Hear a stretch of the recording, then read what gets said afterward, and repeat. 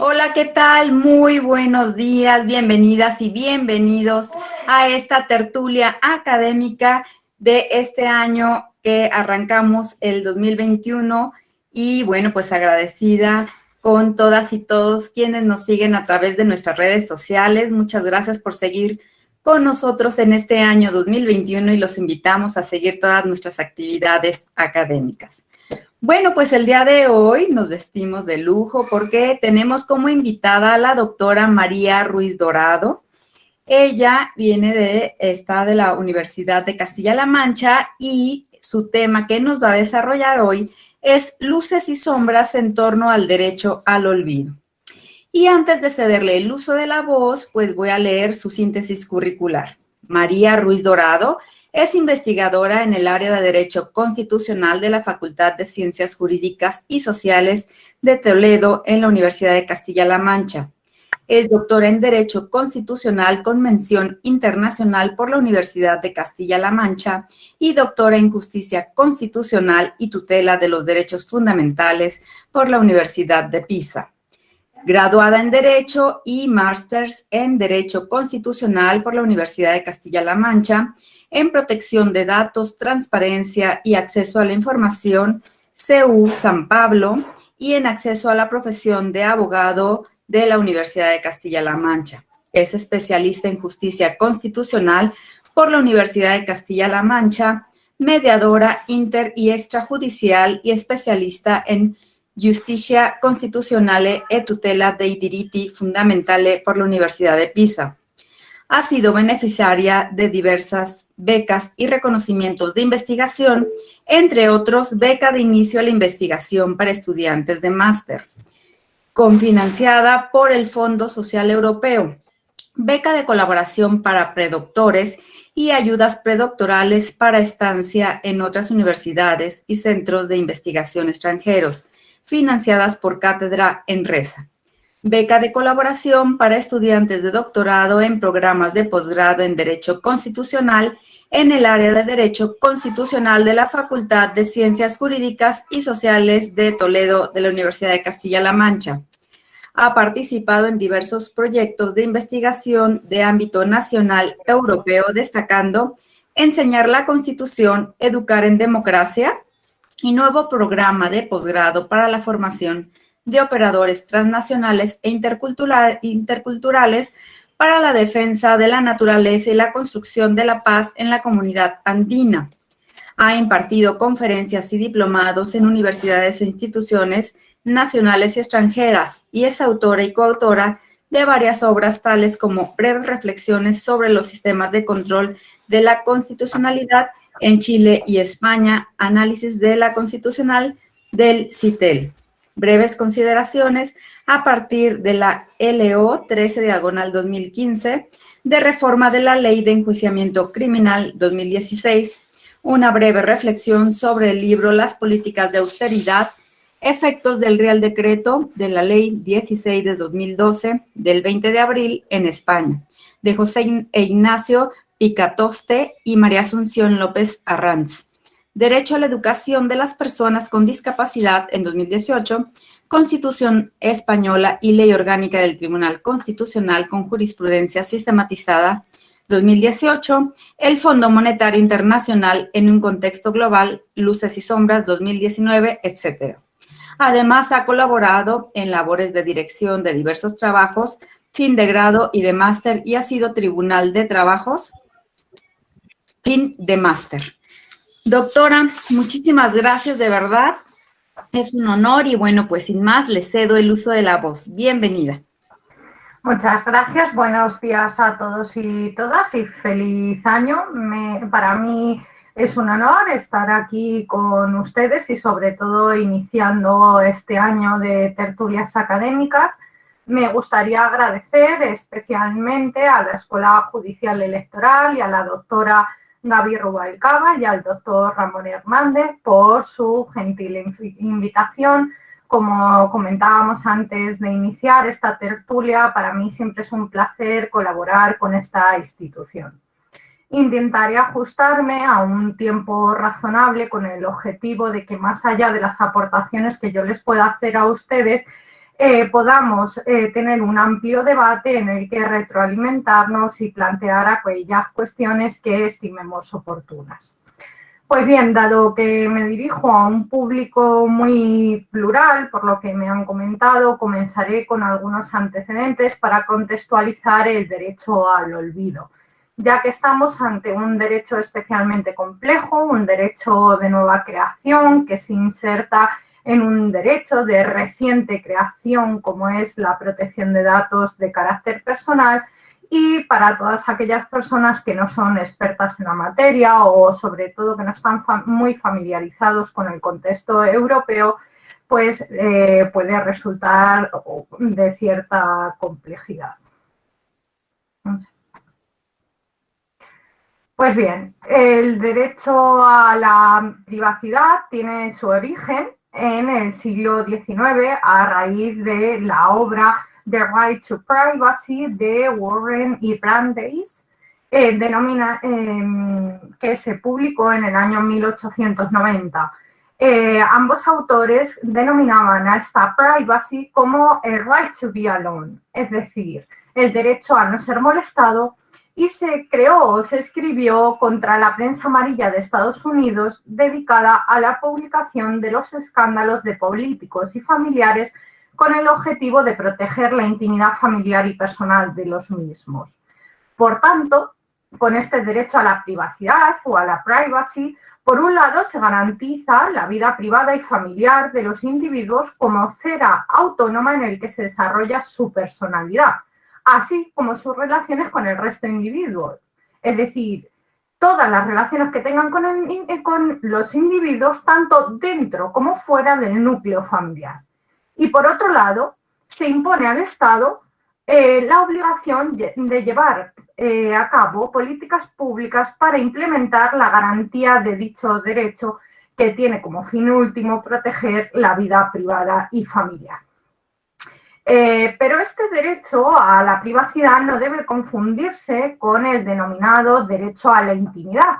Es una cuestión, digamos, muy frecuente ver el uso por parte de ciertos autores e incluso en nuestro día a día por cierta parte de la jurisprudencia que utiliza el sinónimo intimidad y privacidad, en los términos privacidad e intimidad como sinónimos.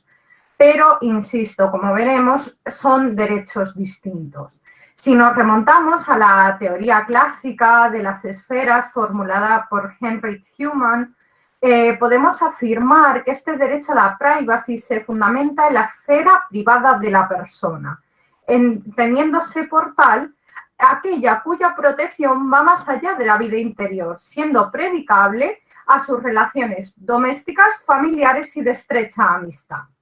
Mientras que el derecho a la intimidad estaría limitado a la esfera íntima de la persona, aquella que se refiere a su espacio vital interno susceptible de gozar de la máxima protección y del máximo nivel de garantía. Una vez que se han diferenciado estos conceptos, como pueden ver en la slide, no es una reproducción fiel de la teoría de Humann en el aspecto de que sí que he utilizado esa analogía de las esferas, pero la he actualizado en los tiempos que corren y al surgimiento de nuevos derechos. Como pueden ver, tenemos una esfera más grande, que es la esfera de la privacidad, que he de advertir que por eso al lado aparece vida privada y familiar, porque en el ámbito europeo se denominó bajo la nomenclatura o la denominación del derecho al respeto de la vida privada y familiar, primero mediante su reconocimiento en el artículo 8 del Convenio Europeo de Derechos Humanos y posteriormente en el artículo 7 de la Carta de Derechos Fundamentales de la Unión Europea. Pues este derecho, cuyo núcleo duro sí que sería la intimidad, es decir, no se debe confundir, pero el núcleo duro de la privacidad es la intimidad. Y además comprende una serie de derechos que en mayor o menor medida pueden interrelacionarse entre ellos. Como vemos, podemos encontrar el derecho al secreto de las comunicaciones, que puede estar vinculado con la privacidad y con la protección de datos, pero son derechos autónomos. tenemos el derecho a la protección de datos de carácter personal, que indiscutiblemente está relacionado con el honor, la intimidad, y en algunos casos con el derecho al secreto de las comunicaciones, pero, insisto, son derechos autónomos que todos forman parte de la esfera de la vida privada.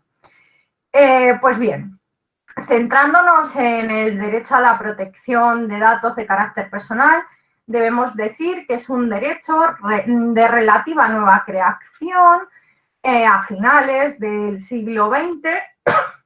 El bien jurídico protegido de este derecho a la protección de datos de carácter personal son, como el nombre del propio derecho indica, los datos de carácter personal. Pero antes de comenzar con este contenido propio del derecho al a la protección de datos de carácter personal, me interesa en que nos paremos en entender qué es un dato personal.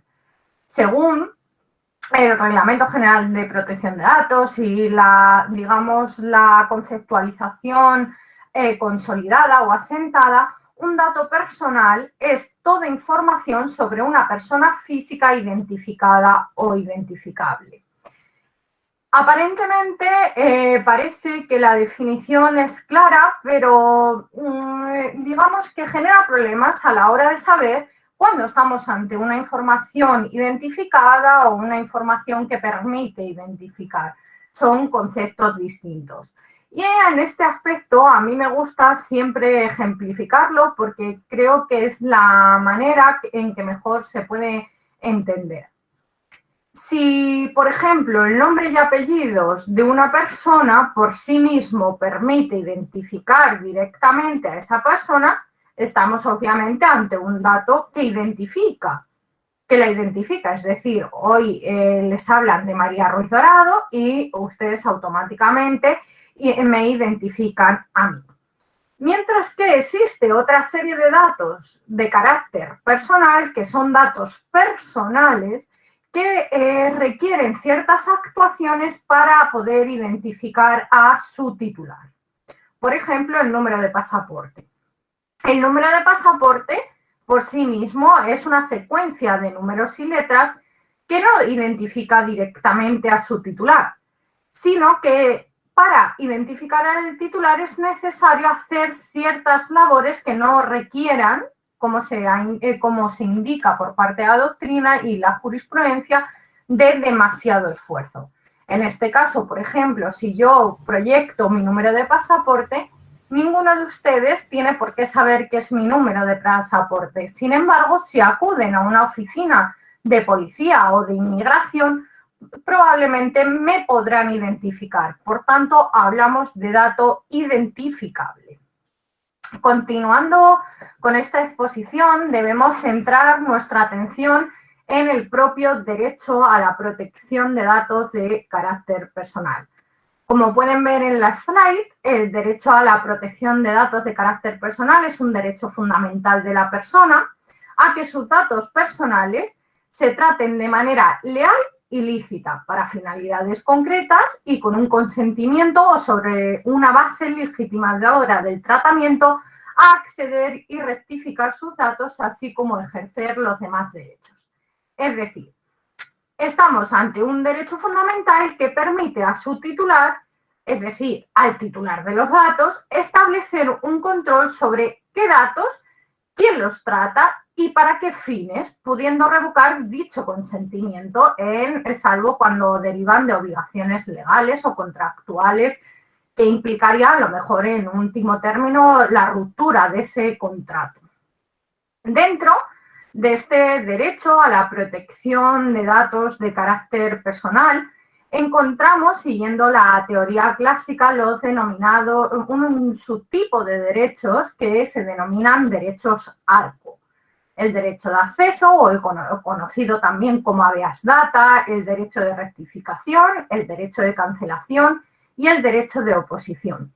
Sin embargo, con la vertiginosa evolución de las tecnologías de la información y de la comunicación, y especialmente a raíz de la aparición de Internet, sobre todo con su implementación como herramienta de trabajo, se llega a la conclusión de que esos derechos arcos, esos tradicionales derechos, pues ya resultan obsoletos o, en último término, resultarían insuficientes para proteger esta nueva realidad que crean las nuevas tecnologías. Y sobre todo se centra la atención en el tema que nos ocupa, en el tradicional derecho de cancelación. Y en este contexto es cuando deviene especialmente relevante el denominado derecho al olvido. El derecho al olvido es un derecho que surge en Europa a partir de la famosa sentencia del Tribunal de Justicia de la Unión Europea de 13 de mayo de 2014, el famoso caso Google. Por tanto, se dice que es un derecho de creación jurisprudencial. A grandes rasgos, y sin entretenerme mucho para poder tener un amplio debate, les cuento cómo surge este derecho, cuál es el caso Google. A grandes rasgos, la disputa surge a través de la petición del español, fue en concreto un español, Mario Costeja González, el cual planteó esta cuestión planteó esta demanda o acciones a raíz de las cuales posteriormente se creó o se configuró el derecho al olvido. Y todo comienza cuando en un periodo de tiempo La Vanguardia publica unas noticias sobre una subasta de bienes derivada del embargo de bienes que obviamente eran de propiedad de Mario Costeja, que le fueron embargados por unas deudas que tenía sobre todo con la seguridad social. Entonces, con el paso del tiempo y con la evolución de estas tecnologías, pues esas noticias que surgieron, que era un periódico en papel, se procede a digitalizarlo. Costeja, pasado un tiempo, constata que cuando mete su nombre y apellidos en Google, el primer link que aparece es el alusivo a esas deudas que en un momento determinado tuvo. Y entonces solicitó al periódico La Vanguardia y a Google que por favor excluyesen esa información, dado que ya actualmente pues carecía de interés, consideraba que era obsoleto y, entre otras cosas, el señor Costeja ya estaba al corriente de pagos con la Seguridad Social, por lo que digamos que ese interés de informar y de conocer esa información en cuanto al saneamiento del sistema financiero del Estado, pues ya no tenía mucho sentido. Entonces, el señor Costeja, como el buscador, en este caso Google, rechazó su petición, lo puso en conocimiento de la Agencia Española de Protección de Datos, que es la máxima autoridad en España en materia de protección de datos, y esta recurrió a la Audiencia Nacional, que a su vez planteó la cuestión prejudicial al Tribunal de Justicia de la Unión Europea.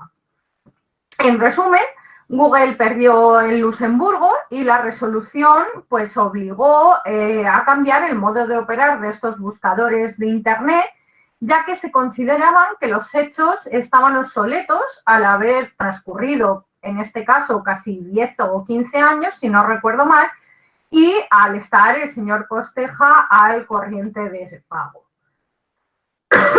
Esto es como se configura el derecho al olvido. A raíz de este caso, pues se ve que el buscador tenía la obligación de desindexar esa información al ser considerada obsoleta o carecer de interés público, como veremos en cuanto acotemos el contenido del derecho al olvido.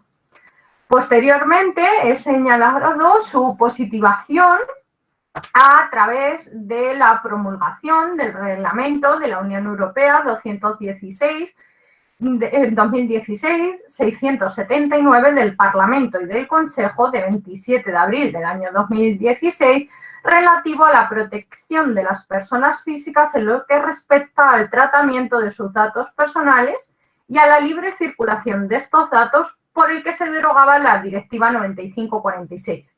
La Directiva 95/46 es la directiva anterior al reglamento que regulaba la materia de protección de datos. Y este reglamento se conoce comúnmente o vulgarmente como Reglamento General de Protección de Datos.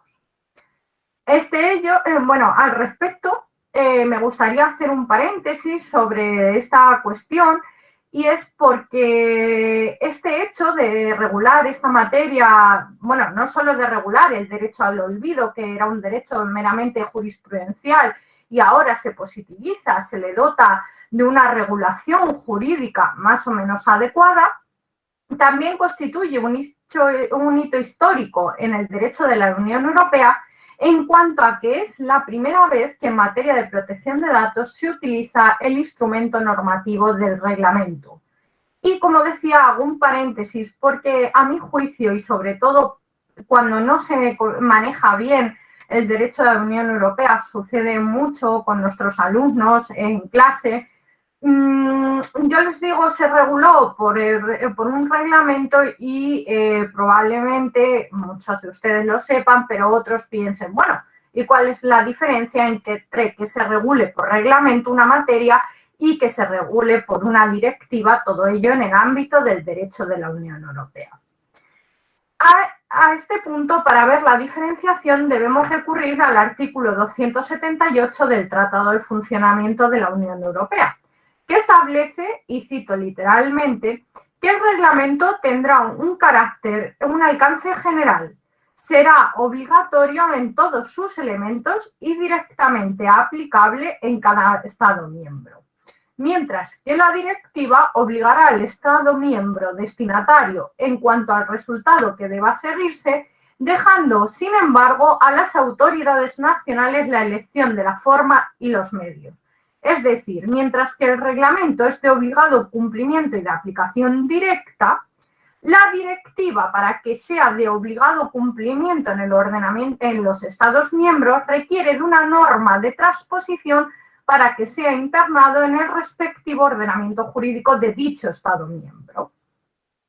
Y quizá este hecho, y es una opinión personal que quizá no debería, valga la redundancia, no debería andar, pero creo que es compartida, se deba al hecho de que el legislador europeo era muy receloso de continuar en materia de protección de datos y sobre todo con los grandes incumplimientos que se estaban dando en utilizar directivas y dejar ese amplio margen de actuación a los estados, incluso de transposición, y por eso utiliza para proteger esos datos que se ha llegado a indicar que son el nuevo petróleo y esas prácticas fraudulentas de comercialización de datos, pues para evitar todas estas conductas, el legislador europeo utiliza un instrumento fuerte, normativo fuerte, de aplicación obligatoria para todos los Estados miembros, con independencia de que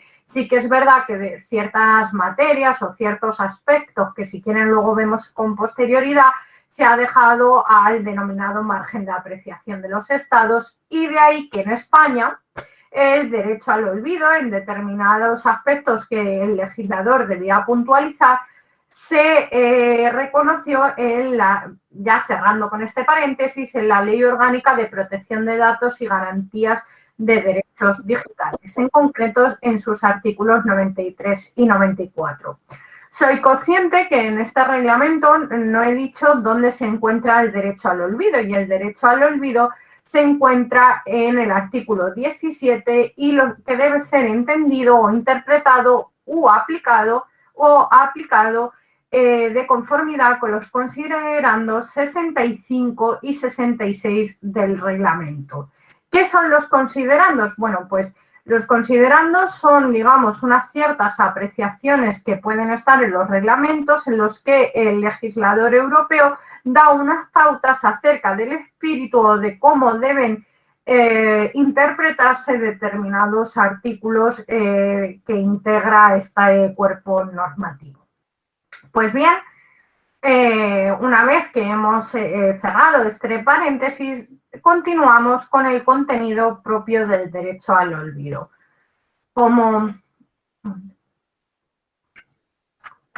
Como se puede ver en la slide, este derecho al olvido es el derecho de supresión, que también se llama derecho de cancelación, aplicado a los buscadores de Internet. El derecho al olvido hace referencia al derecho a impedir la difusión de la información personal a través de Internet cuando su publicación no cumple los requisitos de adecuación y pertinencia previstos en la normativa. En concreto, incluye el derecho a limitar la difusión universal e indiscriminada de datos personales en los buscadores cuando la información es obsoleta o ya no tiene relevancia ni interés público, aunque la publicación original sí que sea legítima. Pensemos, por ejemplo, en una publicación en el Boletín Oficial del Estado o, por ejemplo, una noticia. En el momento que se publica, esa noticia puede ser legítima. Pero, ¿qué sucede cuando transcurrido un periodo de tiempo esa noticia ya resulta obsoleta? Y eso lo veremos en relación con la problemática y no quiero anticipar porque si no perderíamos, si me permite la expresión, la intriga del final de esto de las luces y sombras. Por tanto, sin irme por las ramas, el derecho al olvido es el derecho a que el titular de los datos solicite del motor de búsqueda, como puede ser Google, Safari, Mozilla, etcétera, que desindexe una información relativa a su persona y que resulta obsoleta o carece de interés público. Parece que esta cuestión es clara, es decir, yo cuando la información, más allá de detallar cuánto es el tiempo necesario para que sea obsoleta o cuándo deja de carecer de interés público, que son cuestiones que no se pueden medir con una regla fija y que si quieren luego comentamos en el debate, la principal controversia en el ámbito de Europa y que por ende es extensible al resto de los continentes es respecto a quién es oponible o quiénes es oponible este derecho. Pues bien, encontramos dos sentencias clave, una que apenas tienen 15 días de diferencia. En el primer caso es una sentencia del Tribunal Constitucional Español, la 58/2018, de 4 de junio, cuyos hechos intentaré sintetizar para no perder mucho el tiempo, pero sí comprender qué era lo que sucedía. En septiembre de, creo recordar, el año 2011, las personas que recurren en amparo o que interpusieron en su momento esa demanda contra el periódico, en este caso sí que lo puedo decir, El País, interponen una demanda por vulnerar el derecho al honor, a la intimidad y a la protección de datos que estaban reconocidos y están en el artículo 18.1 y 18.4 de la Constitución española. En concreto, la protección de datos de carácter personal en sus subtipos, sobre todo del derecho al olvido. Según el escrito, el citado diario Público en los años 80, en su edición de impresa, física, pues publicó una noticia sobre el desmantelamiento de una red de tráfico de estupefacientes, es decir, una red de narcotráfico, en la que se hallaba implicado el familiar de un destacado cargo público de esa región, que adelanto que fue en Cataluña, y otros miembros de la clase alta o de la alta burguesía de esa localidad. Entre ellos se encontraban estas personas que ahora interponen el recurso de amparo.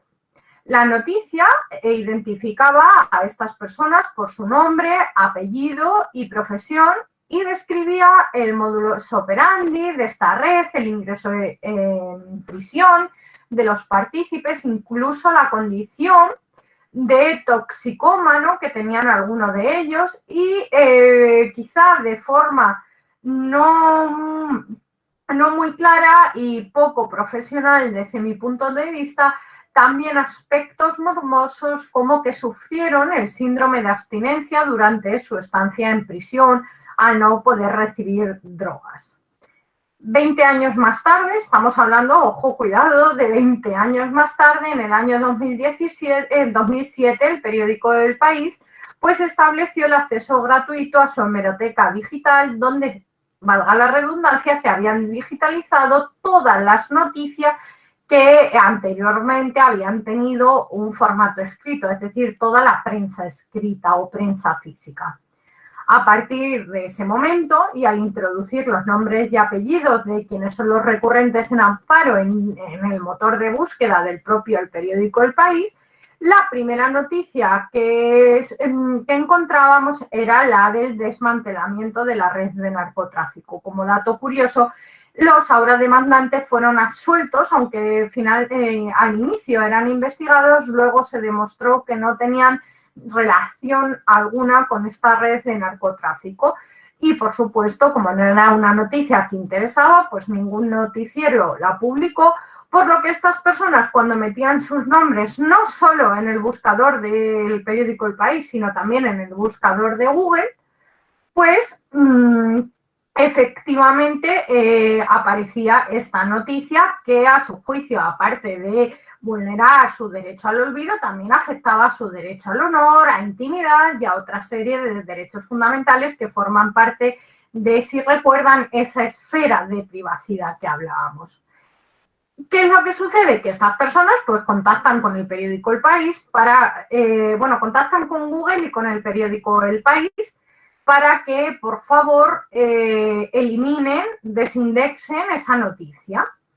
Y además al periódico El País, más allá de que desindexe esa noticia, le solicitan que por favor pseudoanonimice la noticia digitalizada, es decir, que elimine sus nombres. Y el diario El País, basándose en su derecho fundamental a la libertad de información y en la imposibilidad de evitar la indexación por parte de Google, es decir, le pasa la pelota, en este caso también al buscador Google, no accede a la solicitud y, por tanto, se abre el juicio oral. Pues bien, a raíz de varios procedimientos, fueron recurriendo hasta llegar al Tribunal Supremo Español, en concreto a la Sala Primera, y el Tribunal Supremo se enfrenta a este caso en su sentencia de 15 de octubre de 2015. Ante dicho caso de derecho al olvido, así como una vez constatada que efectivamente carecía de relevancia pública, de que se trataba de una noticia obsoleta, que ni siquiera tenía un interés histórico en la información, pues considera que efectivamente el mantener esa información era desproporcionada, estigmatizadora y contraria a la finalidad de la reinserción, porque todo hay que decir que estas personas sí que es verdad que sufrieron perjuicio a raíz de esa noticia y más cuando se volvió a digitalizar y por tanto volvieron a salir, si me permite la expresión, a la palestra. Todas estas sentencias, tanto del Tribunal Supremo como del Tribunal Constitucional Español, si quieren consultarlas, son de fácil acceso y si no las encuentran, pues luego dejaré mi correo a disposición y yo sin ningún problema se las hago llegar. Bueno, pues una vez que el Tribunal Supremo decide esto, los demandantes no se quedan conformes, sino quieren también esa pseudoanonimización y deciden recurrir en amparo ante el Tribunal Constitucional Español. Para aquellos que no conozcan el sistema de constitucionalidad, el de España, es un sistema de control concentrado y el recurso de amparo es un recurso extraordinario y subsidiario que, entre otros de los múltiples requisitos que debe tener, es que se hayan agotado todas las vías previas de la jurisdicción ordinaria. Por tanto, en este caso, como ya había resuelto el Tribunal Supremo, pues procede el recurso de amparo. El propio Tribunal Supremo ve que goza de especial relevancia, que es un caso que debe admitir, y entonces el tribunal estima parcialmente este recurso de amparo. Por un lado, desestima la pretensión de pseudoanonimización porque dice que el hecho de modificar una noticia sí que afecta directamente contra la libertad de información, que es un derecho especialmente protegido y que en algunos casos podríamos recaer en la censura o una censura retrospectiva. Y al mismo tiempo sí que les reconoce este derecho al olvido al considerar que la información es obsoleta, que la información ya no goza de interés público alguno, como había dicho el Tribunal Supremo, y por tanto constata que el periódico El País debe desindexar inmediatamente de su motor de búsqueda digital, de su hemeroteca digital, alterando el localismo o llevando a cabo cualquier acción que impida que solo por mero morbo de buscar información sobre una persona se pueda acceder directamente a la noticia, en este caso de estas personas. Y declaró, si me permiten, les cito literalmente, que se había vulnerado el derecho de los recurrentes al honor, a la intimidad, a la protección de datos por el uso de las tecnologías de Internet, dado que aparecían sus nombres y apellidos en los buscadores de la hemeroteca digital, que pueden ser considerados como servicios de la sociedad de la información. Y aquí me gustaría detenerme, porque es relevante en relación con el criterio que posteriormente adoptará el Tribunal Europeo de Derechos Humanos. El Tribunal Constitucional Español dice, bueno, el Tribunal de Justicia de la Unión Europea, en su sentencia del año 2016, en el que se crea este derecho al olvido, pues nos viene a decir que, bien, que efectivamente se aplica a los motores de búsqueda de Internet, como, digamos, por la amplitud de difusión. Pero, sin embargo, dentro de los motores de búsqueda de Internet no se sabía muy bien a qué nos estábamos refiriendo. Era indudable que motores de calado de Google, Mozilla, Safari, pues sí que tenían esa obligación, pero ya se dudaba entre los motores de las hemerotecas digitales de los periódicos, de las páginas web, y entonces el Tribunal Constitucional Español, mediante integrarlo en ese término de servicios de la sociedad y la información, pues así determina quiénes están obligados, porque existe una ley de servicios de sociedad de la información y, por tanto, extiende esa obligación también a los motores de búsqueda más internos de las páginas web o de los periódicos. Y además lo reconoce con especial, digamos, elegancia y con bastante precisión, teniendo en cuenta que nuestro Tribunal Supremo, nuestro Tribunal Constitucional, pues suele ser bastante ambiguo en sus exposiciones.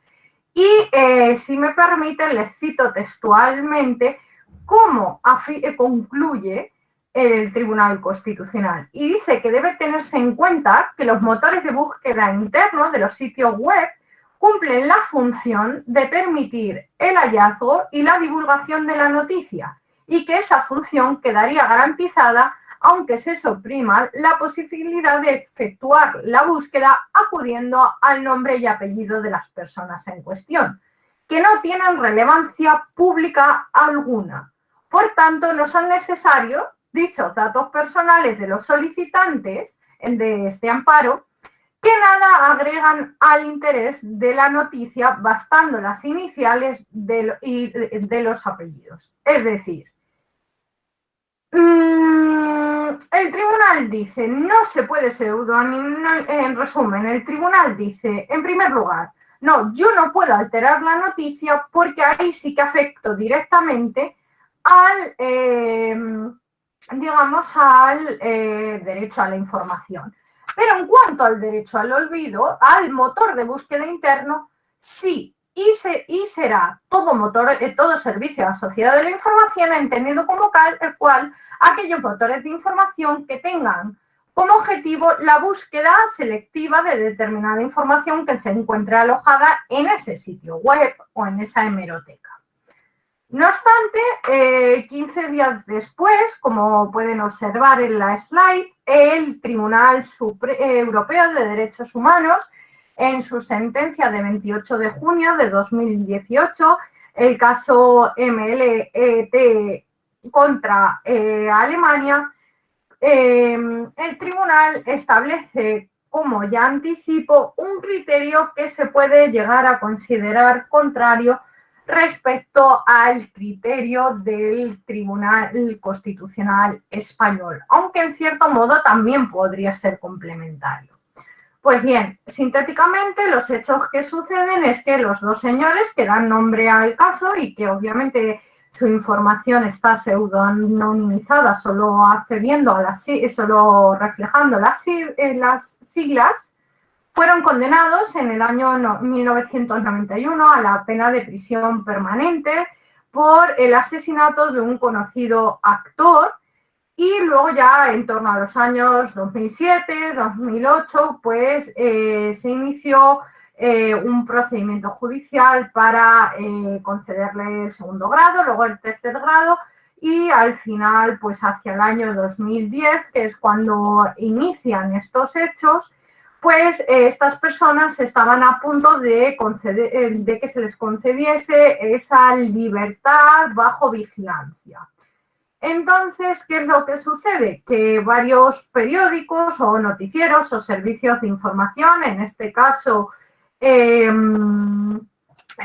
una radio conocida que tiene un nombre que jamás podré pronunciar porque el alemán quizá no es mi idioma favorito o en el que más ducha puedo ser, pero digamos esta radio, porque al final era una radio, un noticiero que hace, recupera la información y los reportajes que se hicieron, porque fue un caso muy mediático, cuyo juicio pues dio lugar a mucha prensa, muchas críticas, juicios paralelos, información filtrada, como veremos, etcétera, etcétera. Pues a unos meses o unos días de que estas personas pues vayan a ser puestas en libertad, decide empezar a publicar, bueno, en realidad inicia cuando se está juzgando si estas personas pueden ser puestas en libertad, si se les concede esa puesta en libertad, pues inician a recuperar esos reportajes que en su momento fueron publicados y esa información y vuelve a publicarlo en su página web. Pues bien, estas personas se ponen en contacto mediante sus abogados, obviamente, con este noticiero, pidiendo especialmente pues que por favor se abstuviesen de llevar a cabo esas prácticas, no solo por su derecho al olvido y su derecho al honor, sino también porque creían que eso podía afectar a la finalidad de reinserción que toda pena tiene. Agotadas todas las vías, ya que en una primera instancia y segunda le dan la razón, luego posteriormente el Tribunal Federal alemán anula esas sentencias, pues agotada la vía interna, que para aquellos que no conocen cómo se plantea el recurso ante el Tribunal Europeo de Derechos Humanos, es el Estado miembro del Consejo de Europa y que ha firmado y ratificado y forma parte del Convenio Europeo de Derechos Humanos. Una vez que la persona que forma parte de ese estado agraviada, que cree que ha sido agraviada, agota toda la vía interna de ese estado existente en ese estado, puede acudir al Tribunal Europeo por vulneración de cualquier derecho que esté en el Convenio Europeo de Derechos Humanos. Y como ya decía al principio, si lo recuerdan, bajo el halo de la vida privada y familiar también se reconoce el derecho fundamental a la privacidad y que a su vez incluye la protección de datos y por ende el derecho al olvido. Pues bien, en este caso el Tribunal Europeo pues toma fue especialmente polémico, digamos, porque lo que hace es utilizar, dice que los medios de comunicación y pues sí que pueden haber, digamos, tenido una cierta injerencia en la vida privada, pero que este asunto, como también colisiona con la libertad de expresión, pues habrá que hacer una ponderación de ambos derechos. Si me permite la metáfora, en un lado el tribunal pone, en un lado de la balanza, el tribunal pone el derecho al olvido o a la protección de datos, al respeto a la vida privada y familiar, y en otro el derecho a la información del público, el derecho a la libertad de información.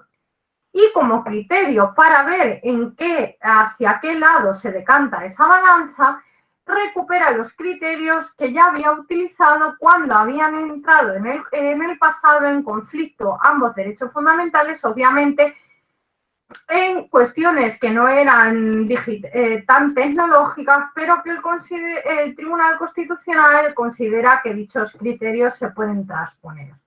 Y en concreto, esos criterios son el interés general del asunto, la notoriedad de la persona, el objeto del reportaje, el comportamiento previo de la persona afectada, el contenido, la forma y repercusión de la publicación, así como, en último término, las circunstancias en las que se obtuvo esa información. Pues bien, respecto al primer criterio, a grandes rasgos, y si luego les interesa, pues la sentencia la pueden consultar en la página web del Tribunal Europeo de Derechos Humanos, y si no, me la pueden pedir a mí. Actualmente solo está en alemán, porque es la lengua de referencia del Estado, y en inglés y en francés, que son los idiomas oficiales del Consejo de la Unión Europea y de la Unión Europea en sí. El Consejo de Europa, perdón. Bueno, centrándonos en la contribución al debate en general, la cuestión no se refiere al momento de su publicación. Es decir, nadie pone en tela de juicio que la noticia era totalmente legítima en el momento en que se dieron. Lo que se está poniendo en tela de juicio es que en fechas próximas, sobre todo a la puesta en libertad de esos o a la posible liberación de estos demandantes, se retomen esas noticias. Y es precisamente por ello por lo que el Tribunal Europeo dice que concurre en este caso un interés legítimo de los demandantes en que se borren esos hechos de su pasado. ¿Por qué? Porque así se le facilitaría esa finalidad de la pena que yo ya les anticipaba anterior, de reintegración en la sociedad. Ahora bien, también el tribunal hace notar una cosa, y es que existe un interés legítimo de los ciudadanos en recibir información no solo sobre la actualidad, sino también sobre hechos históricos o del pasado. En cuanto a la notoriedad de los demandantes, el Tribunal de Estrasburgo, hace diversas apreciaciones, pero concluye que dice, afirmando pues, que estas personas sí que gozan de notoriedad, que si bien al inicio, cuando se cometieron los hechos y se inició a publicar sobre estas personas, es decir, cuando estas personas asesinaron a ese conocido actor, no eran personas conocidas por la sociedad, a raíz de tales acontecimientos, de lo mediático que fue el procedimiento, sí que son personas conocidas por el gran público, si me permiten, o por la ciudadanía en su mayoría, al momento en que se presenta este recurso contra el Tribunal Europeo de Derechos Humanos. En definitiva, lo que viene a decir el Tribunal Europeo de Derechos Humanos es que si bien es cierto que en el momento en que se producen el asesinato no eran personas conocidas, anteriormente, actualmente, debido a toda la mediatización, sí que son personas que gozan de notoriedad en la sociedad alemana. En cuanto al objeto de los reportajes, parece claro que el tribunal afirma que parece claro que tanto el proceso penal como los recursos posteriores son elementos susceptibles de contribuir a un demandante en una sociedad democrática. Y aquí trae a colección la conducta que tuvieron los demandantes durante el proceso y el Tribunal Europeo de Derechos Humanos les reprocha o les hace ver, les pone, si me permiten, delante de un espejo, que fue uno de los hechos que motivaron, que indujeron a ese tipo de fallo, el que estas mismas personas, mientras estaba haciendo el proceso, fueron ellos mismos los que filtraron su información, incluso posteriormente sus abogados defensores hicieron numerosos reportajes sobre su cliente que creían que les iba a favorecer. Entonces les dice, bueno, si ustedes, una vez después de que han sido juzgados e internados en prisión, han seguido filtrando información, incluso a través de sus letrados, pues ahora la situación, digamos, no es tan clara. Y en cuanto al contenido, la forma y repercusión de su publicación, el último criterio, el tribunal afirma literalmente que no hay dudas sobre la veracidad y objetividad de los reportajes, mientras que el grado de difusión, que es lo que se cuestiona por los demandantes, es limitado o se debe limitar vista su ubicación en la página web. Es decir, es total, lo que viene a decir es que, que esos reportajes son veraces, tienen objetividad plena, por tanto entran cobertura dentro del derecho a la información y en este caso viene a anticipar que el motor de búsqueda de esa página web pues tiene un alcance más limitado en tanto en cuanto solo aquellos internautas que se internen en la página web serían los susceptibles de ver esa información. Es decir, que ya tendría que ser aquel internauta que de verdad quiera acceder a esa página web y quiera buscar el reportaje en concreto, que no es lo mismo como si estamos ante un gran buscador de Internet como Safari, que tiene mayor amplitud simplemente con escribir. Y además, para argumentar este criterio de el mayor o menor alcance, el Tribunal Europeo afirma que gracias a los buscadores de Internet se produce un efecto amplificador que permite, independientemente del grado de difusión inicial, encontrar información de manera permanente. Pero llegado a este punto, el tribunal advierte que no consta que los demandantes se hubieran dirigido previamente a las empresas explotadoras, a los buscadores. Es decir, sí que se dirigen a este medio de comunicación, pero no a los grandes buscadores de Internet. Y por tanto, pues no puede acceder a esa petición porque además no pide la desindexación de los grandes buscadores.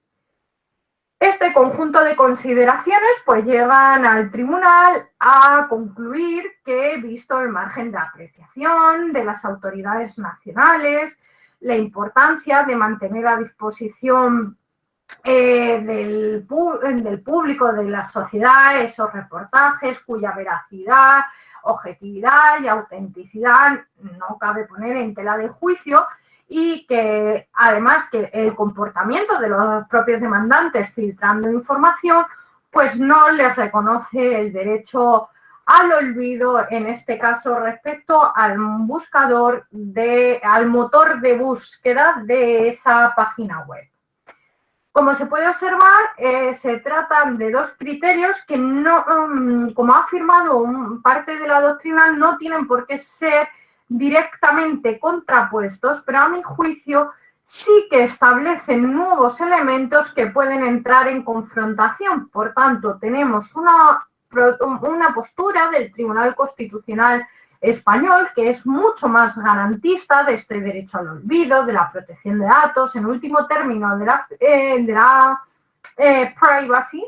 Y, por otro lado, un Tribunal Europeo de Derechos Humanos que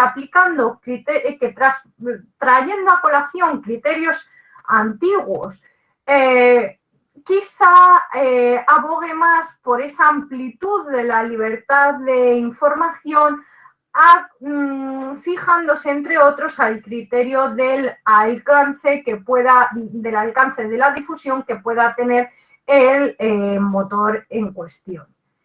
Y este resultado, pues verdaderamente es susceptible de ser bastante problemático en tanto en cuanto el Tribunal Constitucional Español, así como los tribunales españoles, tienen la obligación de cumplir la jurisprudencia del Tribunal Europeo de Derechos Humanos.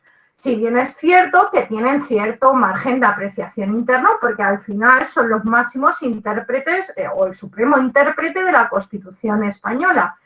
Y actualmente no existe todavía ninguna, o que yo recuerde, según revisé cuando preparé esta exposición, no se ha vuelto a pronunciar sobre la materia, pero veremos si solo coge parte de ese criterio o el tribunal hace un cambio total de su doctrina en base a cumplir con el deber de cumplimiento, valga la redundancia, con las sentencias o jurisprudencia del Tribunal Europeo de Derechos Humanos.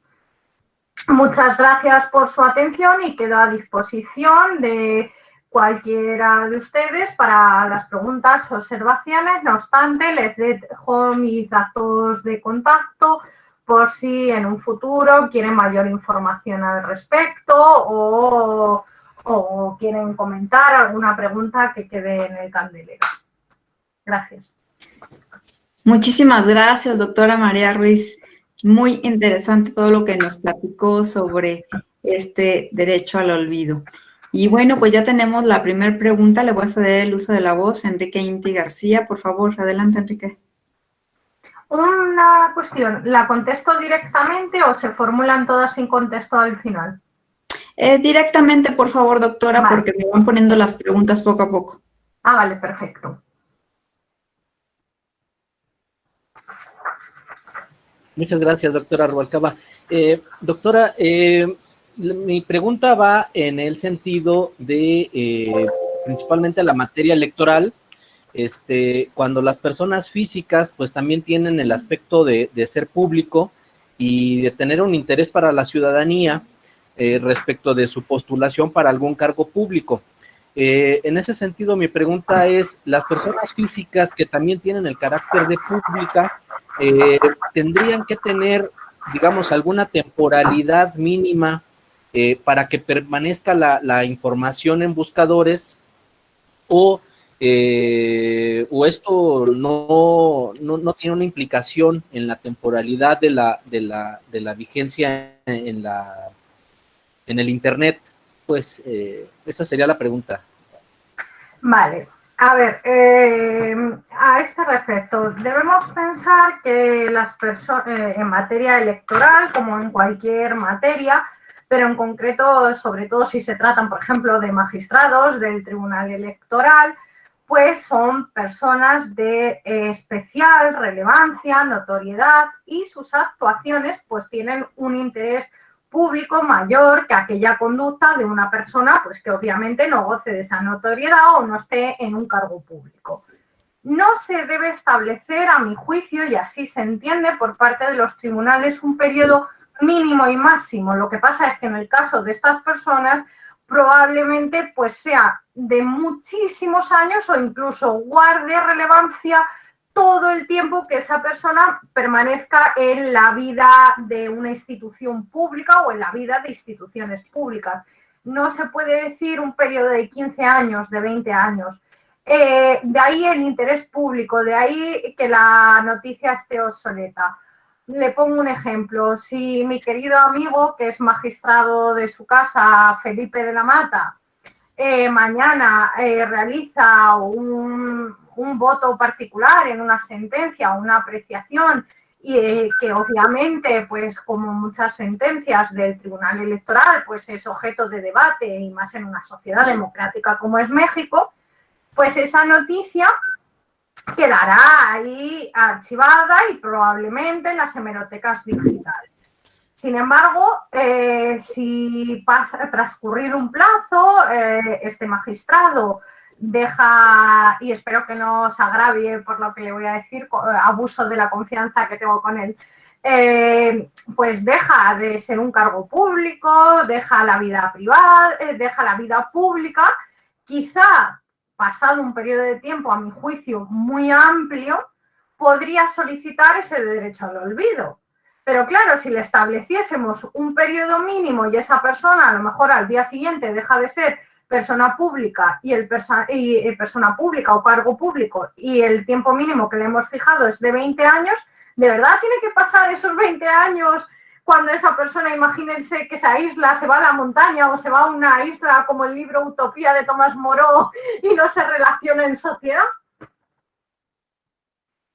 Pues a mi juicio no. Establecer mínimos no, pero que la vara de medir obviamente no es igual para entes, para personas expuestas, famosas o expuestas a los medios o a la vida pública, como también sucede con su derecho a la intimidad, que obviamente es más limitado que el que, por ejemplo, mi derecho a la intimidad, que no soy una persona excesivamente pública. Muchas gracias, doctora. Ana Eloísa Heredia dice: extraordinaria ponencia, muy novedoso y polémico el tema a nivel mundial, aquí en la Ciudad de México, la llamada Ley Olimpia. Y bueno, tenemos la participación de Alejandro Camacho, que desea hacer una pregunta. Adelante, por favor. Sí, muchas gracias, doctora. Muchas felicidades, doctora María Ruiz. Una pregunta. Hemos podido apreciar a lo largo de estos años una aparente unión indisoluble, diría yo, entre un Estado democrático y sistemas de transparencia como una especie de contrapeso en una adición a estas teorías clásicas del Estado, donde los organismos autónomos hacen estos check and balance que dicen los anglos. Pero mi pregunta es ¿a quién corresponde la tutela de estos derechos, de la vigilancia, la observación de estos derechos ARCO? Existe la tentación en algunos estados de eliminar de pronto organismos autónomos que tutelan, vigilan y son contrapesos al propio Estado. ¿Esto significa un retroceso para un Estado que se quiere hacer llamar democrático, o puede asumir las funciones cualquier otro poder del Estado? Es mi pregunta, doctora. Gracias. La verdad es que la pregunta es muy interesante, un poco compleja de responder. A ver, obviamente, Estado democrático y transparencia, a mi juicio, como persona que cree en la privacidad, en la protección de datos, en la transparencia y su garantía, tiene que ir íntimamente, ya no digo es inherente, tiene que ir íntimamente relacionada. Es verdad que transparencia no quiere decir poner los datos al tuntún a disposición porque existen otros derechos. Partimos de la base que ningún derecho fundamental es absoluto. Entonces, ¿a quién le correspondería tutelar? El caso de México es un caso especialmente complejo en la actualidad porque se encuentra a caballo, tiene una regulación de protección de datos, es decir, bastante novedosa para el momento que se hizo y bastante buena. El problema que ha tenido es su ejecución, porque se encuentra a caballo entre la normativa europea, cuyo reglamento de protección de datos obliga a las empresas que contraten con empresas europeas a esos estándares, a garantizar esos estándares de calidad y protección, y por otro lado tenéis a Estados Unidos, las relaciones con Estados Unidos, que tiene un sistema de protección de datos y privacidad distinto. De hecho, ahora mismo España y Europa y Estados Unidos han roto su acuerdo de cesión de datos a raíz del caso de REN 1 y REN 2, porque Europa considera que Estados Unidos no cumple los mínimos, sobre todo con eso de la obligación de que las empresas le entreguen todos los datos al Estado sin ton ni sin son. Entonces, a mi juicio, ¿quién debería tutelar? Creo que debe haber un organismo, que en México me consta que lo debería haber si no lo hay en algunas regiones, que sea un garante de la protección de datos de carácter personal, en el cual cualquier ciudadano, como en España es la Agencia Española de Protección de Datos, por ejemplo, o a nivel europeo el Supervisor Europeo de Protección de Datos, pues debe haber, lo digo por la analogía entre, digamos, el Estado federal y los Estados federados México, etcétera, etcétera, puede haber instituciones tanto regionales como federales que permitan al ciudadano acudir en procedimientos gratuitos, que no son judiciales, para que ese garante se haga cargo de investigar si efectivamente ese poder, tanto público como privado, le está vulnerando sus derechos.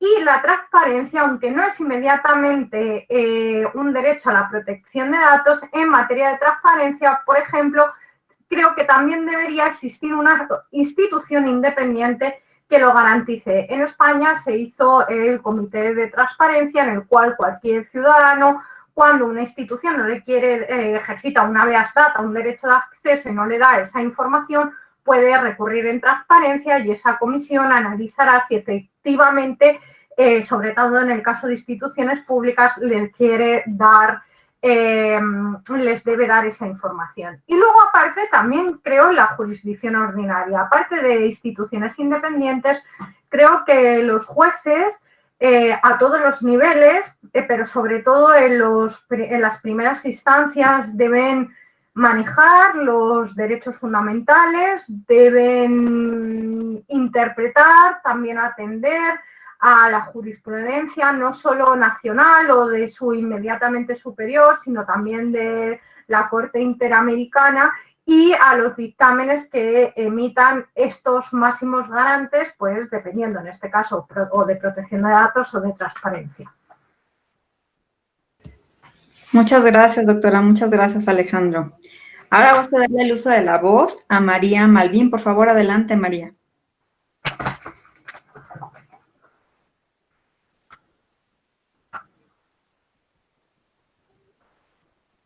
María Malvín, ¿estás por ahí?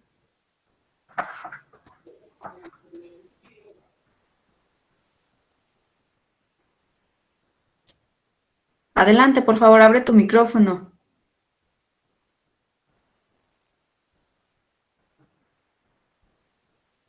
Parece ser que tiene problemas con su micrófono. Si gustas, María, escribirme tu pregunta en el chat, yo la formulo y mientras le cedo el uso de la voz a José Alejandro Lima Rojas, por favor.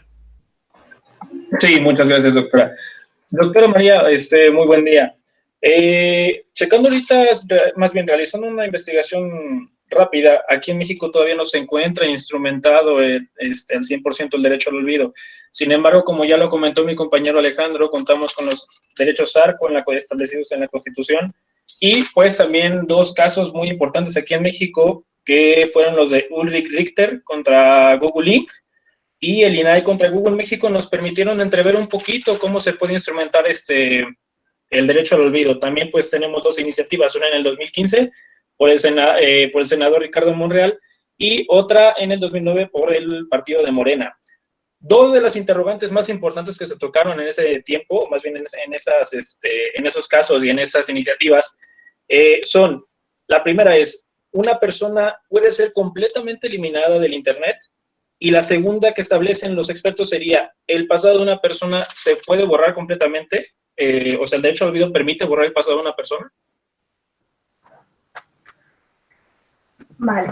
En los dos casos que usted afirma, y corríjame si me equivoco, porque son casos no relativamente muy recientes, son de aproximadamente hace 8 años, si no recuerdo mal, 5 a 8 años.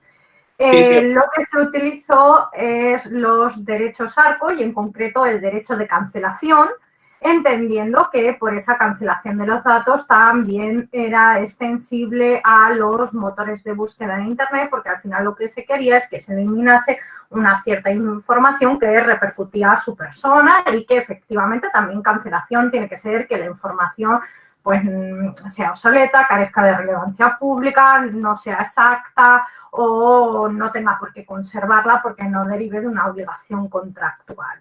Entonces, en ese contexto de los derechos ARCO que tiene México, y por eso he dicho que es una legislación relativamente novedosa para lo que es el continente americano y en el ámbito de América Latina, es que los propios tribunales reconocieron efectivamente que mediante el derecho de cancelación se puede ejercitar lo que en último término en Europa conocemos como derecho al olvido.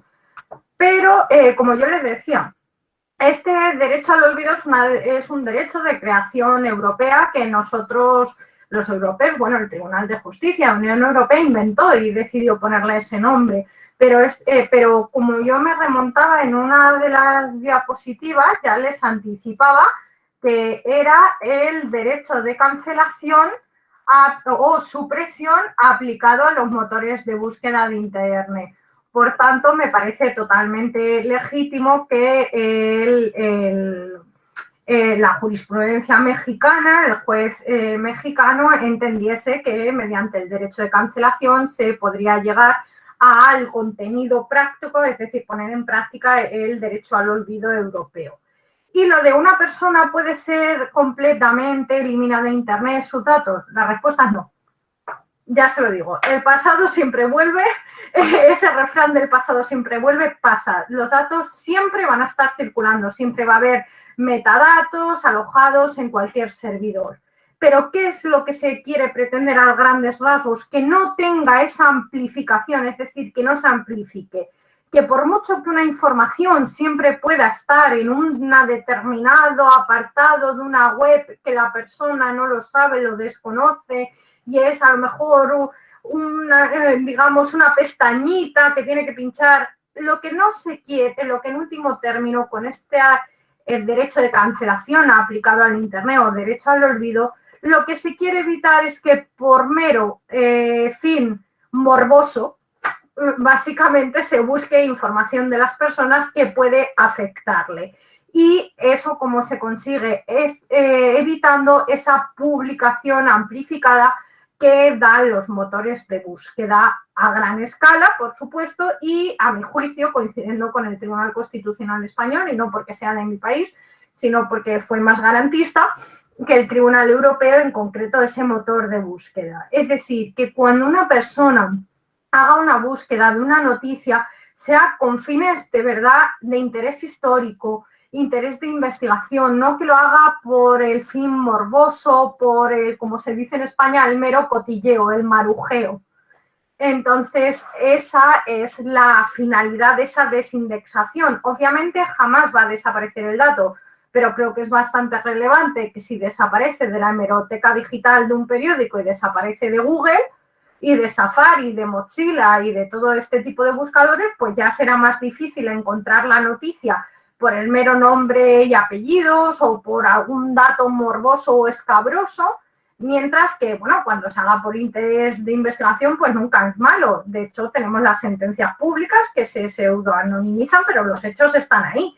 Tú, si vas a buscar a la persona por su nombre en una sentencia, nunca vas a encontrar, pero sin embargo, si buscas los hechos porque te interesa para tu investigación, pues sí que la vas a poder encontrar. Entonces, esa es la línea.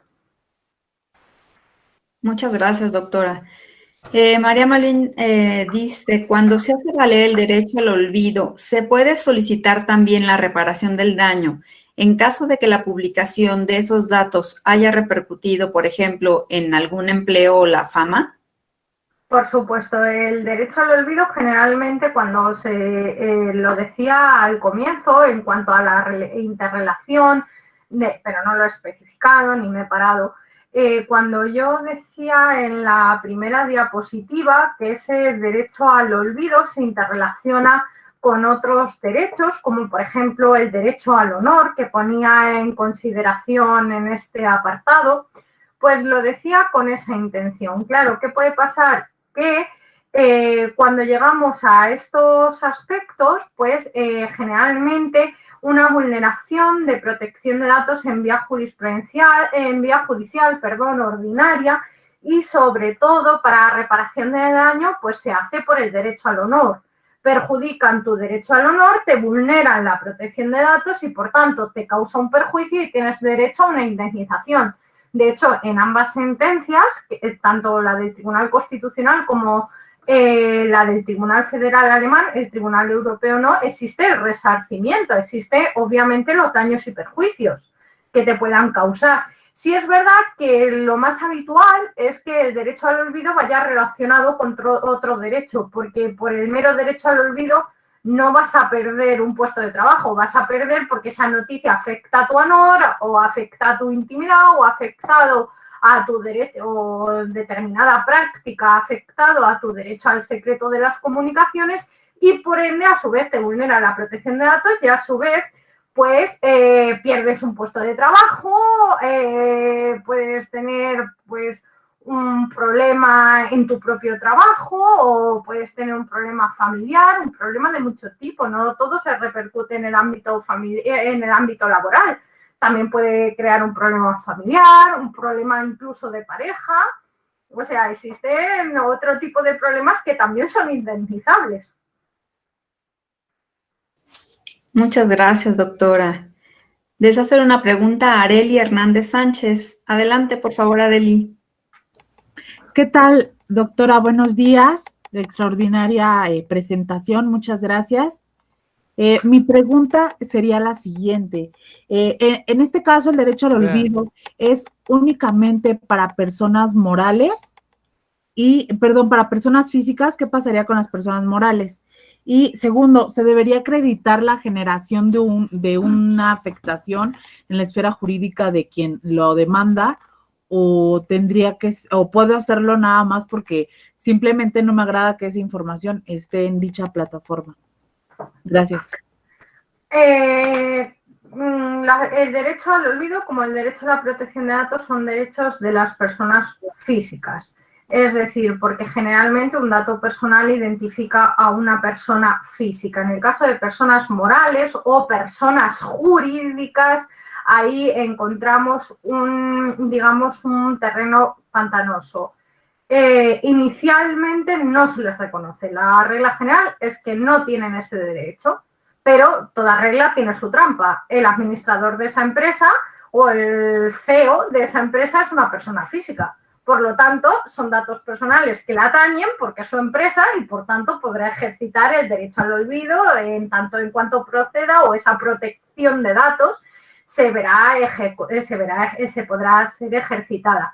Y el hecho de que eso es el concepto de privacidad, el concepto que hay que entender, que la protección de la privacidad no quiere decir que me esté causando un perjuicio. Es decir, es mi esfera íntima y, por tanto, la injerencia de terceros tiene que ser de aquellos terceros que yo autorice o, bueno, con las excepciones clásicas o los límites clásicos del mantenimiento del orden público, seguridad ciudadana o la persecución o averiguación de delitos, que son los límites clásicos a este tipo de derechos fundamentales en el que sí cabe esa injerencia no autorizada en esa esfera íntima. Entonces, por supuesto que se puede ejercitar un derecho al olvido, aunque simplemente pues porque la foto que han puesto me parezca, aparece una foto con mi nombre debajo y como la foto permite identificarme y está mi nombre debajo, por tanto me identifica y es una foto que yo colgué en Facebook hace muchísimos años, pues quiero que Google la quite. De hecho, no sé, porque no he llegado a probar, pero si lo hacen con una dirección IP o con un dominio de la Unión Europea, es seguro que ustedes pueden solicitar directamente a Google y también ya lo ha hecho Facebook y lo tienen algunos tipos de buscadores o digamos de estos amplificadores o difusores de la información, también lo tiene Twitter, que pueden solicitar el derecho al olvido y entonces rellenan la casilla, ponen el link e indican el por qué les afecta. No sé si lo han llegado a implementar también para América Latina, esa es la duda que tengo. Creo que lo iban a hacer a raíz sobre todo de los pronunciamientos que indicaba su compañero. Entonces, probablemente lo puedan hacer, si no, con la sesión esta de navegación oculta y accediendo con el dominio .es o .it, probablemente lo puedan ver cómo funciona, pero sí, no te tiene que causar un daño efectivo, porque a lo mejor una cosa te puede afectar a tu privacidad y al final el derecho al olvido es un subtipo del derecho a la protección de datos que en último término es el control sobre el tratamiento que se hace de tus datos. Y si tú no quieres o no autorizas, pues no te lo tienen que dar. Además, tú cuando das el consentimiento lo das para una cosa, no para toda la vida, como el matrimonio y esas cosas. que dice, usted quiere para toda la vida, usted quiere a su marido para toda la vida, etcétera, etcétera. No, aquí cuando das el consentimiento para la protección de datos, te implican para ese hecho en concreto, esa finalidad en concreta y que lo tienen que detallar. Ok, gracias. Muchas gracias, doctora. Muchas gracias, Arely. Bueno, Diana Trejo tiene un comentario. Adelante, Diana, por favor, si quieres hacerlo haciendo el uso del micrófono. Adelante.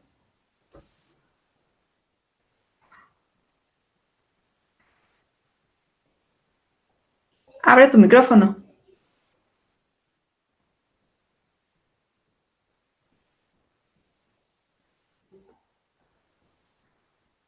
Ya estoy hablando. Listo, listo. Ay, correcto. Muchas gracias, doctora Gaby. Bueno, en primer lugar es hacer una felicitación amplia y extensa a la doctora Ruiz por la excelente exposición, por la parte teórica que nos hizo favor de presentar con las slides que se explican por sí solas muy bien y también por los casos que presentó y nos fue explicando cada uno. Yo la verdad es que reconozco que no conozco mucho de este tema del derecho al olvido y justamente por eso me inscribí. No tengo en realidad una pregunta concreta, técnica o específica que hacer, pues debido a mi ignorancia respecto al tema.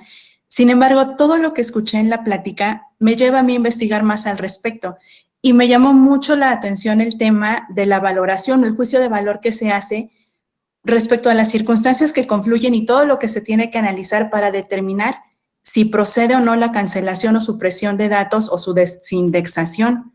Entonces, creo que esta es una labor fundamental. Las personas que lo llevan a cabo pues tienen una misión bastante delicada porque deben privilegiar la protección de datos personales por un lado, pero también por el otro la libertad de expresión, lo que nos decía la doctora Ruiz, el derecho al honor, al acceso a la información y demás. Me voy muy contenta de esta plática porque no obstante que desconozco el tema, me llama a la reflexión, a la investigación y creo que es una labor muy interesante e importante la que hace la Escuela Judicial Electoral al buscar expositores del nivel y la calidad de la doctora Ruiz y por preocuparse en mantener actualizados a los trabajadores del tribunal, tenernos en temas que no necesariamente son electorales o en mi caso de auditoría y demás, pero abrirnos un panorama con expositoras tan calificadas como la doctora. Entonces, una felicitación, por supuesto, a la doctora Ruiz y también a la doctora Rubalcaba por este esfuerzo que hace. Muchas felicidades a ambas. Muchas gracias, Diana. Valoro mucho tus palabras. Siempre el tema de la protección de datos o aquellos que investigamos sobre la protección de datos son temas muy áridos. Antiguamente nos llamaban raros. Éramos los raros, éramos los de la materia, ¡ay, qué rollazo esto de los datos! Y bueno, a raíz de las nuevas tecnologías parece que se ha puesto en auge. No te preocupes para nada con el tema de no entenderlo, porque son derechos que se apelan al inicio, porque son derechos que se apela muchas veces a la parte lógica. Es decir, es de una lógica sumamente aplastante el entender que si yo no autorizo a que alguien publique determinada información sobre mí, siempre y cuando fuera del contexto de la libertad de información, pues obviamente no debe, o que una empresa trate unos datos que yo no le he dado porque se la ha comprado a otra empresa, pues es una cuestión que aparentemente de lógica pues no resulta lícita, o por lo menos, si me permite la expresión, chirría. Entonces, yo cuando me invitaron tan gentilmente la doctora Gaby y el doctor Ramón, era el escoger este tema es porque creo que puede tener una gran repercusión incluso para sus trabajos. Obviamente ustedes trabajan con personas expuestas públicamente, son personas, ustedes mismos pueden ser personas públicas, tratan con cuestiones que generan mucho debate en la sociedad y constantemente tienen que estar haciendo, incluso los propios comunicados del tribunal, tienen que estar haciendo esa ponderación que implícitamente, sin llamarla protección de datos, sin llamarla X, ustedes están haciendo en los distintos niveles. Entonces, pues es un tema que yo les animo a profundizar porque cada vez va a ser más relevante y además Yo a los alumnos, cuando les explico este tema, siempre les animo, y seguro que el gabinete jurídico de Google y Facebook me lo agradece encarecidamente y se acuerda de mí en esa época, porque yo les animo a solicitar un derecho al olvido sobre determinada información suya. Entonces, pues, y a ustedes también les animo a digamos, solicitarlo en la medida en que quizá por el tema del dominio tengan que cambiarlo. Muchas gracias, doctora. Muchas gracias, Dianita. Ahora le voy a ceder el uso de la voz a Ángeles Guzmán, que tiene un comentario. Adelante, Ángeles, por favor. Hola, ¿qué tal? Buenos días. Sí, ya es que me volví loca escribiendo ahí, ¿no? En los comentarios. Pues muchísimas felicidades, María. De verdad, ha sido excelente tu charla. Gaby, pues muchas felicidades por organizar siempre eventos de tan alta calidad. Pues bueno, yo soy Ángeles Guzmán y actualmente soy comisionada de Transparencia y Protección de Datos en Nuevo León y profesora universitaria principalmente, ¿no? Entonces, este derecho, o sea, solo a modo de comentarios, porque veo que hubo dudas sobre la situación en México, pues no sabemos ni con qué se come, ¿no? Evidentemente, porque en España sí que lo tienen muy definido porque pues van muy avanzados, Europa en general y pues nosotros como referente por el idioma y eso lo tenemos España, van muy avanzados con este tema. En México no tenemos el derecho al olvido, incluso en España, María, si recuerdas, hubo alguna discusión sobre que si era el derecho de cancelación o no, y hay como todavía había esa discusión. Hay que tener en cuenta que el derecho de cancelación y el derecho al olvido sí que se parecen, pero el derecho al olvido tiene que ver con la desindexación de la información en los buscadores. Y el derecho de cancelación es cuando directamente pues, le pedimos a determinado sujeto obligado aquí de gobierno o alguna entidad privada, pues que borre nuestra información siempre y cuando se pueda, ¿no? Entonces, cuando nos vulneran el derecho de protección de datos aquí en México, hay multas y son bien altas. Para la iniciativa privada pueden ser hasta 64 millones de pesos. Eso visto en caso de reincidencia, datos personales sensibles, etcétera. Incluso las multas aquí en México son más altas que en España cuando se hace la conversión. Entonces, en ese aspecto, María, estuvimos corregidos y aumentados, ¿no? Por la asesoría de ustedes en estos temas. Sí. Y de ese dinero, bueno, y para la vulneración de datos personales en el sector público, que es el que nos aplicaría a nosotros como funcionarios, pues puede llegar ahí alrededor de 250,000 pesos, ¿no? En caso de reincidencia, datos sensibles y demás, pero hay toda una modulación, ¿no? Que puede ir desde los 2,500, 7,000 pesos hasta los 250,000 pesos y son pagados con nuestro bolsillo, igual que las multas de transparencia, y ese dinero el afectado no ve nada, porque todo se va a la tesorería, ¿sí? Alguien preguntaba sobre el resarcimiento para el afectado. Si quisiera el afectado un determinado resarcimiento, tendría que irse por la vía civil, tal vez, si es que hay regulación en cada una de las entidades federativas o los estados, ¿no? En la Ciudad de México sí que hay una ley civil y si no me equivoco deben de ser por ahí de 13,000, 18,000 pesos lo más que te dan, que es una cosa absolutamente de nada. Entonces, pues bueno, yo no sé qué tanto vale la pena meterte a un lío de esos. Entonces, realmente tenemos que tener muchísimo cuidado con la información que subimos y tener toda la responsabilidad como funcionarios públicos, pues de nuestro actuar y de todo eso, precisamente para que no haya toda esa información en la red. La ley Olimpia es más delitos, está relacionada con delitos relacionados con la intimidad y a cuando se pasan los packs o no de determinada persona. Y hay que recordar que privacidad y protección de datos son dos derechos diferentes. Sí, datos personales es más amplio y privacidad es más restringido. ¿Se parecen? Sí. ¿Nos podemos confundir? Sí. O sea, pero está definido y de hecho el Tribunal Constitucional Español en unas resoluciones del 2000 definió el límite de cada uno de estos derechos y pues es muy ilustrativo. Y bueno, pues ya no me quiero extender. Muchas felicidades y gracias. Gracias.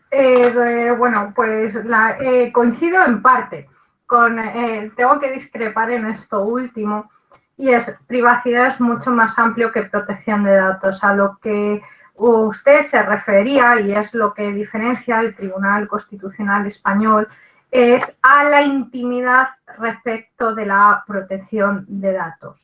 Que por eso partía del principio porque en España básicamente no existe un derecho a la privacidad.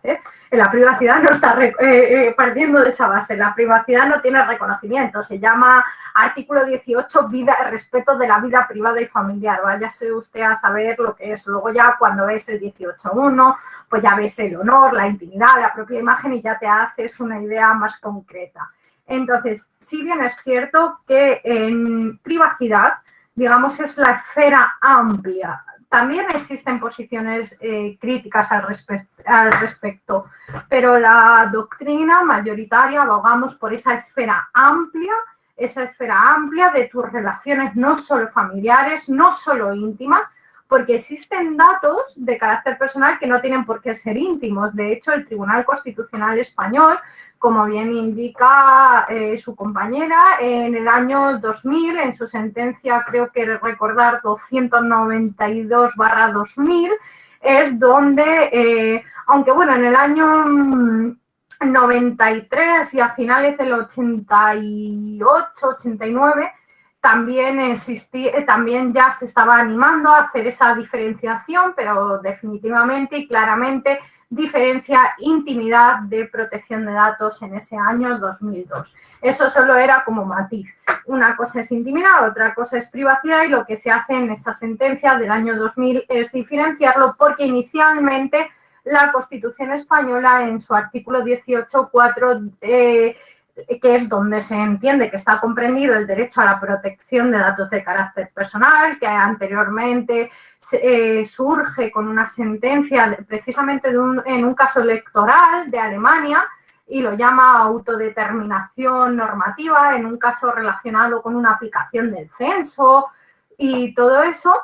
Pues ya se configura lo que es la protección de datos, pero se dice, está en el 18.4, y lo que dice el artículo 18.4 de la Constitución española es que se restringirá el uso de las tecnologías. Entonces, digamos que por esa vía se encuadra el derecho a la protección de datos. Y obviamente se diferencia de la intimidad, podría en último término entenderse intimidad en el más amplio sentido relacionado o equiparado a la privacidad. Sí, en último término, en el sentido más amplio y sin ningún límite, sí, pero no se debe hacer porque al final el núcleo duro de esa privacidad sí que es la intimidad, aunque hay otros derechos. Respecto al caso mexicano, usted lo conoce obviamente mejor que yo, coincido plenamente.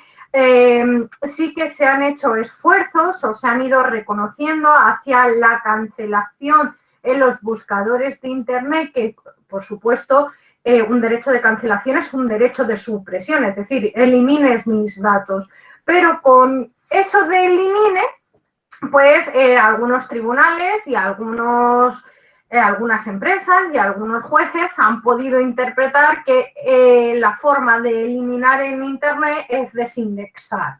Y respecto a las indemnizaciones, pues lamentablemente en México es así. En España es verdad que se puede reclamar por la vía de daños y perjuicios, y luego que la agencia, cuando sanciona, también puede determinar en algunos casos que se repare el daño a la persona, pero normalmente vía jurisprudencial, vía civil, daños y perjuicios, generalmente por derecho al honor, por la vía del derecho al honor.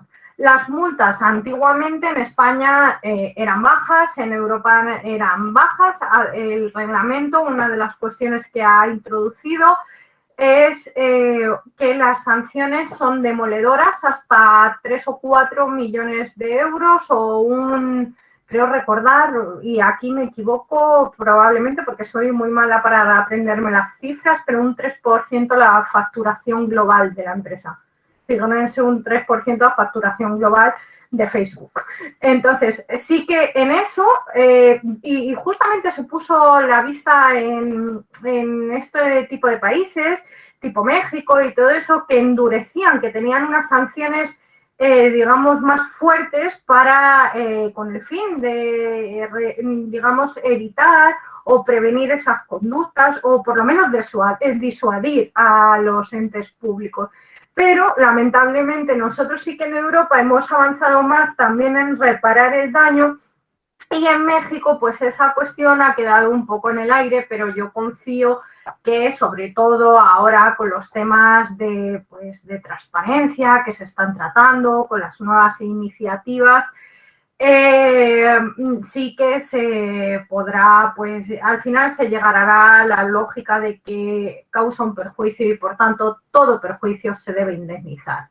Y en cuanto a la ley Olimpia, que creo que nadie me la había formulado, pero en el chat sí la he visto y usted la ha comentado efectivamente. La ley Olimpia, y debo reconocer que no la he leído entera, actualmente no he tenido tiempo en el último momento, pero lo que busca es sancionar a aquellas personas, si me equivoco, corríjanme, que comparten imágenes o vídeos íntimos de otras personas.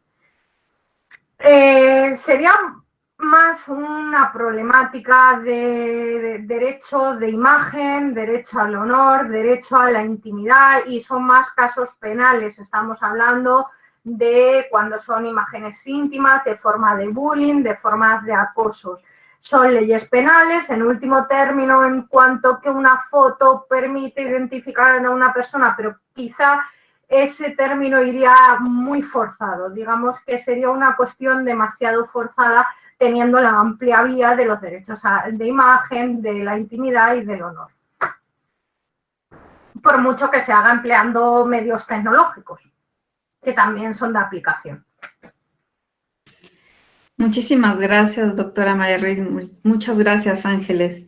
Y bueno, pues lo que restan, doctora, son puras felicitaciones, nos unimos a ellas. De verdad fue un excelente tema, nos deja mucho para reflexionar y para investigar. Y bueno, pues le mandamos un abrazo, un agradecimiento y les voy a pedir a todas y a todos que por favor abran su micrófono para darle un fuerte aplauso a la doctora María Ruiz Dorado. Muchas gracias.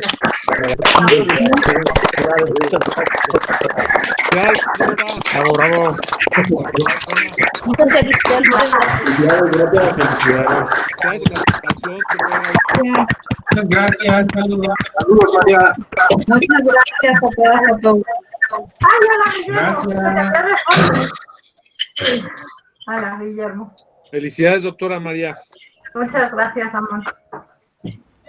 Muchas gracias a todas y a todos y los invitamos a que sigan en nuestras actividades de la EGE en este 2021. Gracias, doctora María.